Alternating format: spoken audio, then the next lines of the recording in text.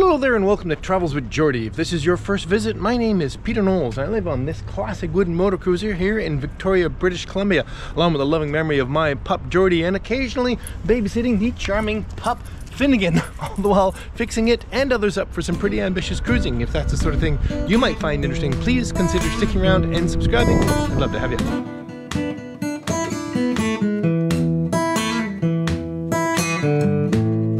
Well, yes, lots of scattered things going on this week, and a few of them I'm really keen to show you. First off, we're going to run up to Genoa Bay and check in on my Land Rover and see if there really is anything I can do to get it going. And well, yes and no, more on that as we move along. And then after that, I'm going to completely replace the recently replaced charge inverter on MV Zephyrus, and I'll explain why that's important too. And there's the coho. All right, let's jump up to Genoa Bay and check on the Rover. Okay, so we're back with the Rover, and I'm going to make an effort to make this truck mobile today, except for a problem. Get back onto that in a minute. At least I'll tell you about my plan. If you've been following along, you'll know that the ring and pinion in the rear differential is toast. The ring and pinion, well, I'll let you Google it. It's the main gear that turns the drive shaft direction into the sort of rear axle direction. Anyway, I have located a few. They're very, very expensive, but they are possible to find. I just can't afford it just yet. Plus, to do it properly, replacing it has to be done in a rather well-equipped shop. They actually have to spread the case with a big press to be able to put the differential carrier in and out. It's not a DIY project at all. Plus, you may also know that there's an ARB air locker in the rear end here, which does also require some special care and attention. So it's not going to get repaired super soon, but I should be able to drive the Rover relatively soon. And as I alluded to before, as long as I make sure that nothing in the differential spins, it can just ride around there. So interestingly enough, Land Rovers have full floating rear and front axles. In other words, the axle shaft that's in here can just be removed, and it doesn't actually support the hub or the wheel in any way. It rides on all its own bearings, two sets of bearings. So I can remove the axle shafts out of both sides of the rear differential, and of course remove the drive shaft, and the wheels will just freewheel, and I put the truck in four-wheel drive, making it effectively front-wheel drive, and I can drive around. Now, some people have said, front-wheel drive isn't really intended to take full load. Well, actually in a Land Rover, the front differential is exactly the same differential that's in the rear of a standard Land Rover. It's not as heavy duty as the Salisbury that's in this truck, but well, heavy duty hasn't really proved to be all that valuable for me anyway. So the differential itself should have no problems. But there are a couple of problems with Land Rovers for driving in front-wheel drive perpetually. One of them is that at the steering knuckles, there are universal joints inside those shiny balls there, which is nice because it means they ride in a bath of oil all the time. But modern four-wheel drive vehicles use CV joints or constant velocity joints at that point. And if you know the difference, well, constant velocity is the clue. As you turn or put flex on a U-joint, you actually get a pulsing speed increase, decrease, increase, decrease, and more of that as the angle gets sharper. Now, in a drive shaft, that's equalized out because you just put the other U-joint at the other end in the opposite phase so that it's equalized out. Too much, I get. But anyway, the point is, driving straight you wouldn't even notice, but even a fairly gentle turn, you start to feel kind of a pulsing in the load. Very sharp, you really feel it. Let's jump into removing the rear drive shaft. Now, I don't want to be one of those YouTube videos where the truck rolls away as soon as the drive shaft is removed, so I have chalked all the tires.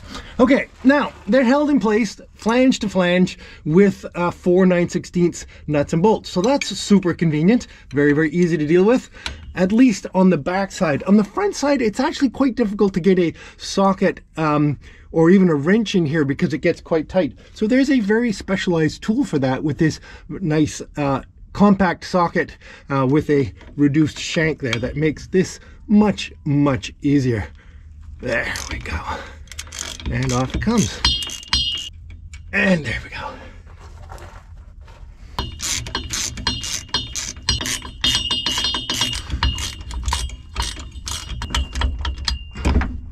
There we go. Easy peasy.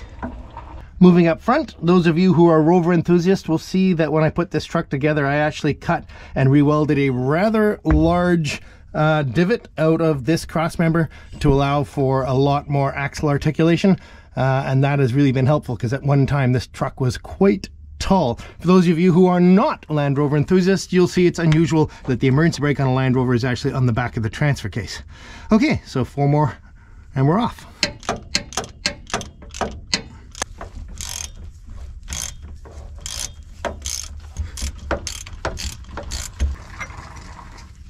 Three.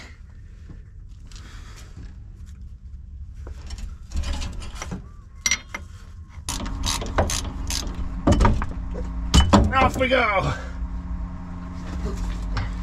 Okay, now to get the axle shafts out, I have to remove the drive flange, which is held on with these 6 bolts.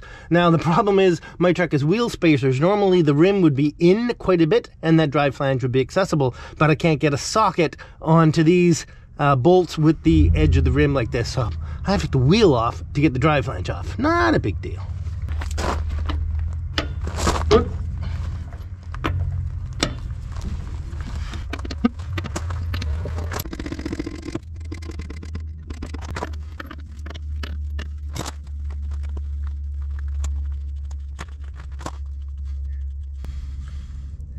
Series III Land Rover lug nuts are 1 1/16 inches. They're monsters.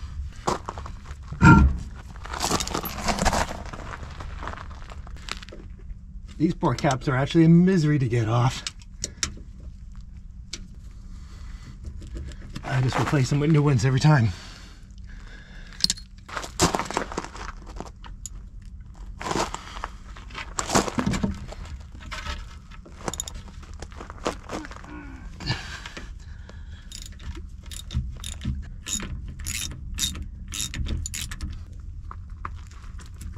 There we go.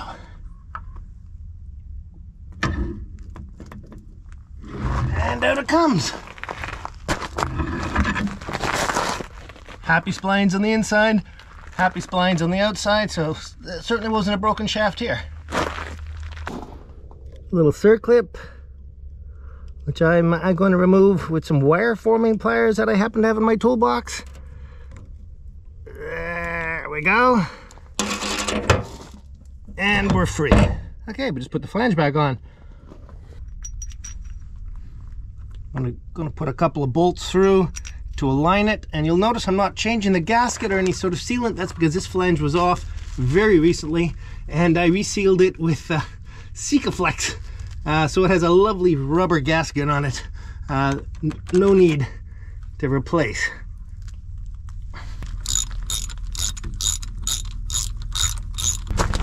And there's a new O-ring in here, so that'll seal perfectly nicely. There we go.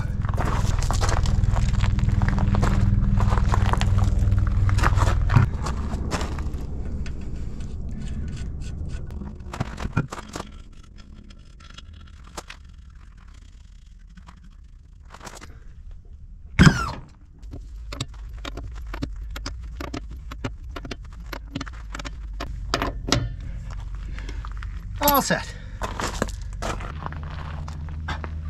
And off. Beauty. Okay, so that's buttoned up. Let's go for a little drive. Check this out.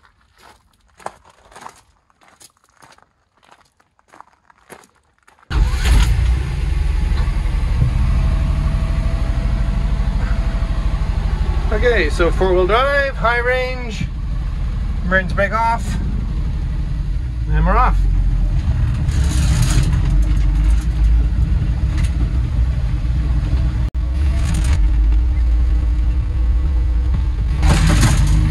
It's a pretty tight turn and I can just feel the throbbing in the steering wheel, but going straight it's fine.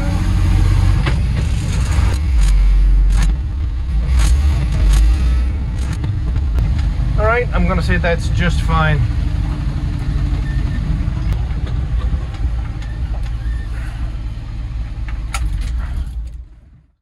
Well, hello there. If you've been watching for a little while, You'll remember that I recently installed this charger inverter on MV Zephyrus, and well, I can say it's been more than a bit of a disappointment, and the loud fan is pretty much the least of it. Let's get this out of here promptly because I have a replacement, and I'll talk about both as we go along.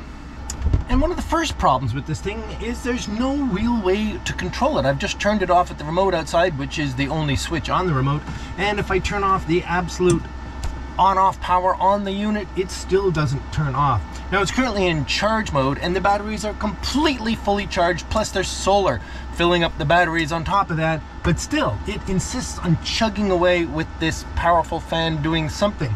In terms of AC, it should be in pass-through, but even in pass-through it seems to get hot doing something.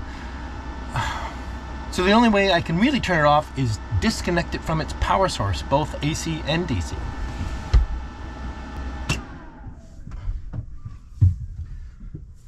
Okay, I think I finally killed it. Let's get it apart.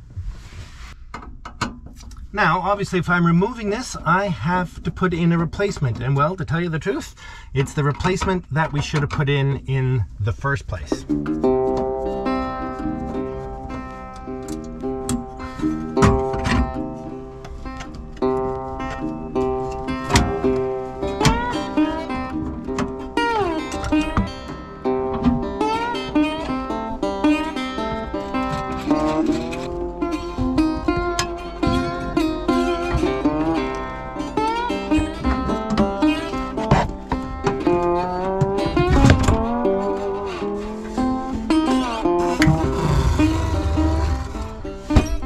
Goodbye Renogy and hello Victron. Now this is not a review.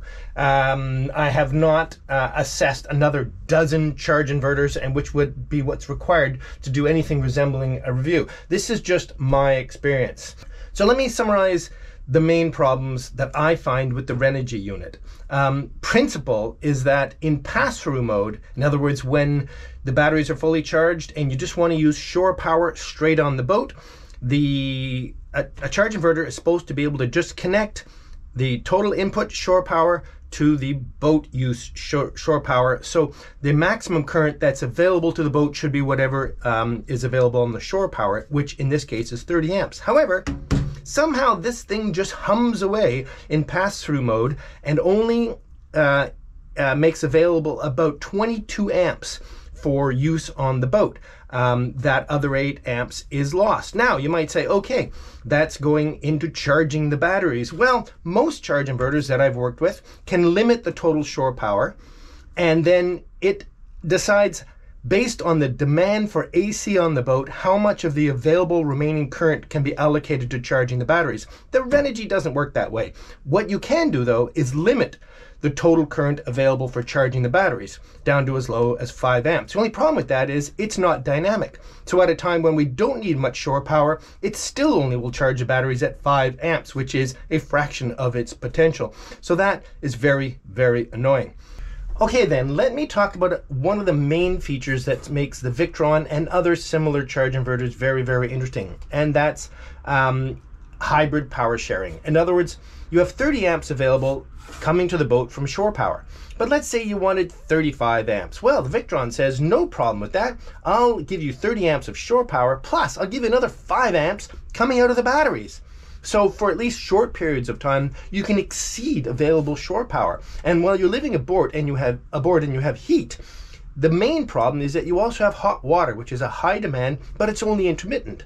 So the beauty of a system like this is that for the brief 20 or 30 minutes that you need those extra few amps, this can make up the difference to run the hot water heater and you still have full heat. In the past, we've always had to turn off hot water on cold days to make sure we have enough power to run the heaters. There's a lot of other things about this unit that are really, really nice, and I'll go on about them as I install it. But before that, there's one very crucial thing that I have to make very, very clear. This blue box costs almost 4 times as much as this black box. So, quality does come with a price. Love this hook thing.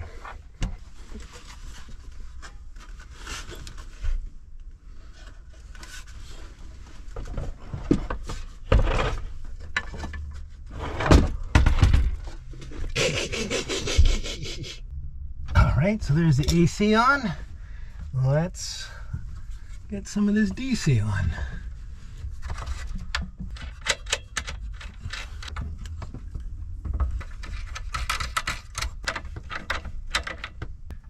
And the remote hookup. And the battery temperature monitor.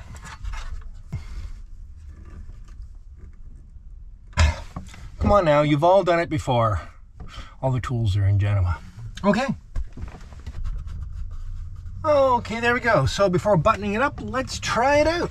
All right, so to be able to use the remote, I have to set some dip switches, and to do that, I have to turn the unit on and then swap a couple of dip switches and then temporarily write that to memory and then off again. Now I should be able to turn the unit on with the remote. Like that. Very, very tidy. I like this thing. All right then, so here's the remote. I have yet to install it in the actual panel here because the hole left by the previous inverter is quite a bit larger. I'm gonna have to make a little wooden adapter for that, but I'll do that later. Okay, so let's turn on the inverter. Love it. It comes up to speed as an inverter because there's no AC connected yet.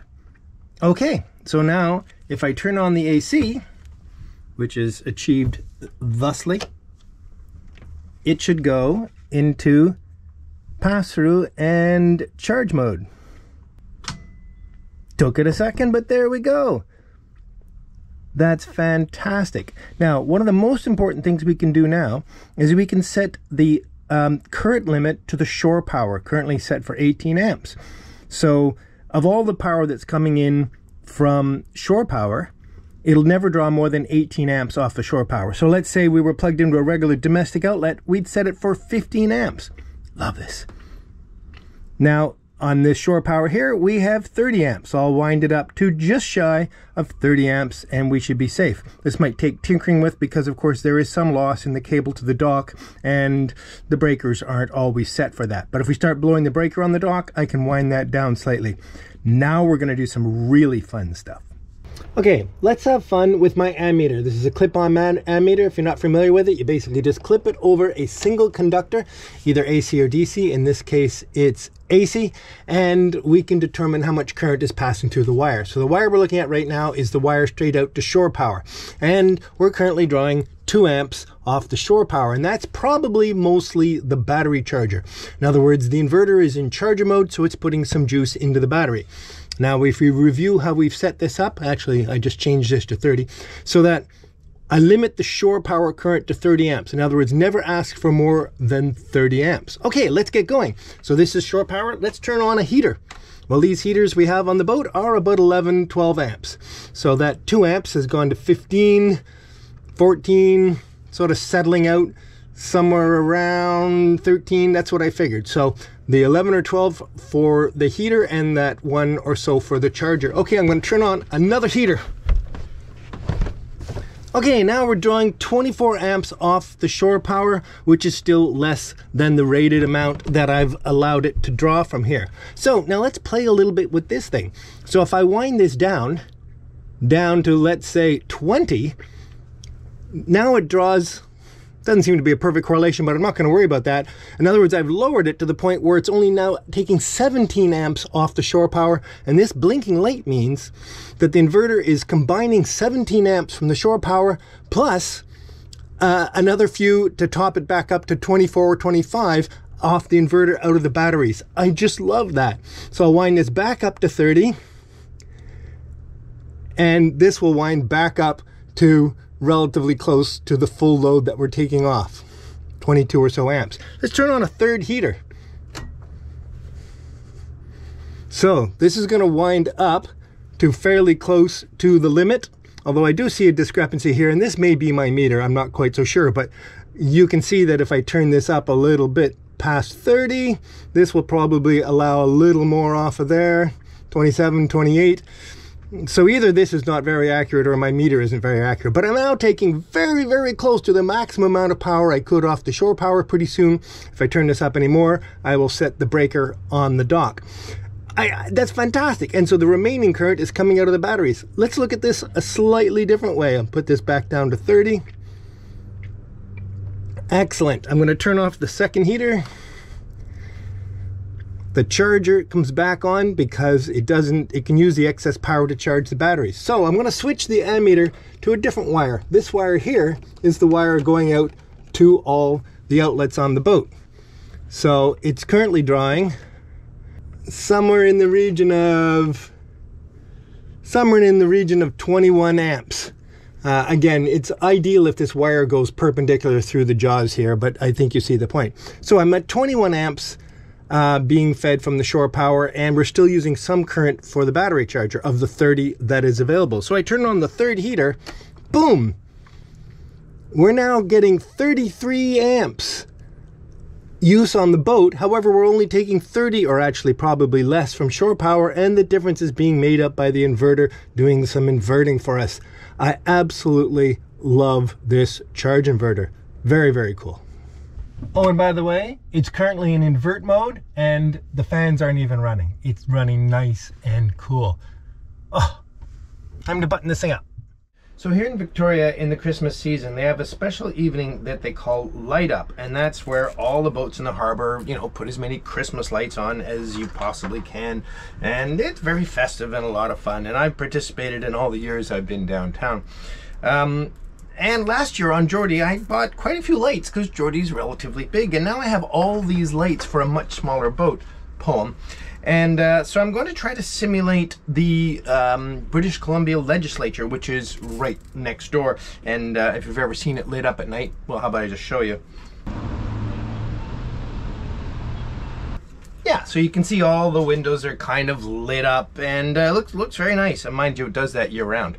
So I'm going to try and simulate that on Poem this year, and I have a number of various strings of lights. Well, you'll be quite familiar with this sort of Christmas light arrangement. The only problem is this isn't a linear string of lights. This is a linear wire with lights sticking off in every direction, and that really doesn't get the look. So I'm going to the trouble of zip tying all the lights in a line along the wire. Of course, I'll cut off all the tails in a minute. And I've already done part of the boat, and it has a significant improvement in the way it looks. Well, so that's today's project.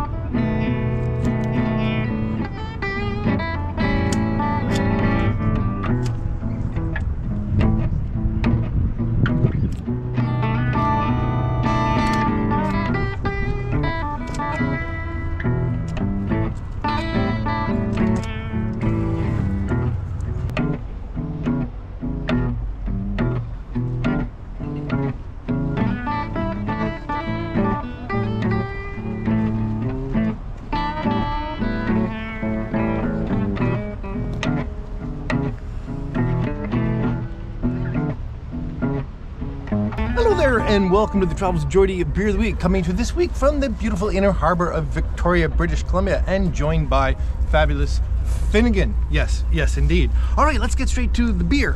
This has become a fast favorite of mine from Yellow Dog Brewery, their High Five Hazy IPA, and it's absolutely fantastic beer. Really, really, really is.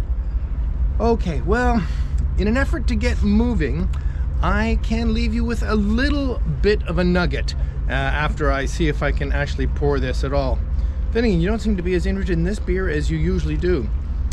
Finnegan is very interested in his mum, who is working in a conference directly behind you aboard Lady Zephyrus. All right, high five from Yellow Dog. so yummy. All right, yes, it is. All right, let's get to some paperwork. Last week's, although it was only a few days ago's winner of a Travels with Geordie t-shirt is GMay48. GMay48, congratulations, get a hold of me, we'll make sure you get your shirt. And I'd like to thank two new patrons who came aboard, Lynn and Michelle Jennings, as well as Simply David. Thank you ever so much to all of you. I'm very, very grateful. Aren't we, buddy? And off the Amazon wish list, these spectacular little Bluetooth wireless headphones, can't hear myself when I put them on, have absolutely transformed editing for me. It's been so much nicer than the nasty old wired set that I've been working with for all these years. However, they came to me without any indication who sent them, so please, it was you. Please let me know and I can thank you properly. Yes. Are we gonna be able to drive around soon? The truth is, the truck. The truck. Further examination of the truck while I was under there did expose a couple of other little problems that's going to keep me from driving it anytime soon. More of that in a later episode. So I'm still not mobile. However, just in the last few days, I have been offered something that might turn this all around in the very near future. So again, more on that very, very soon. And as this is a midweek episode, you won't have to wait very long. So cheers to you all. And we'll say that this week's word of the week, with any luck, well, it will be, is mobile. Mobile? What do you think? Mobile? Mobile. You know what to do with it. See you in a couple days.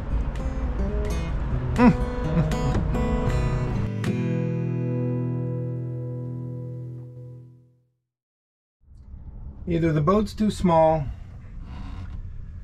or the monitor is way too big.